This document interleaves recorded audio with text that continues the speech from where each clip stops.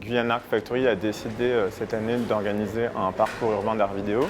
L'idée, c'était de mettre dans plusieurs endroits de l'île de Cayenne, en accès libre, des œuvres d'art vidéo. Des choses qui sont rarement montrées en Guyane et dans des lieux qui sont accessibles à tous, dans plein d'endroits qu'on rencontre dans la vie quotidienne. Donc ce sera des bars, des restaurants, des endroits administratifs comme Pôle emploi ou le hall de la CTG. Les vidéos qu'on présente d'art vidéo, ce sont des œuvres contemporaines.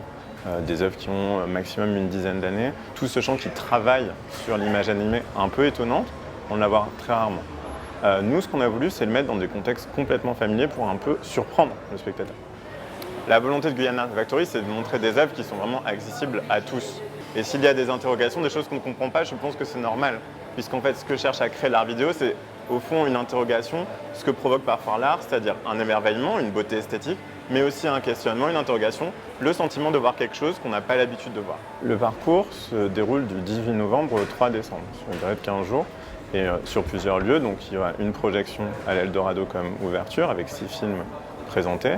Et après, pendant 15 jours, en fonction des horaires d'ouverture, et toujours en accès libre, on va avoir des vidéos qu'on va pouvoir retrouver dans le grand hall de la CTG, au Pôle emploi Zone Collery, au 50s, le diner à Rémy. On va pouvoir retrouver au bar des Palmis, au pavillon Joseph Oteniou dans l'hôpital Jean-Martial, dans une camionnette à Bamy chez Albert, à l'entrée du village chinois. Et voilà. Alors, nous, on cherche à rentrer en contact au maximum avec notre public.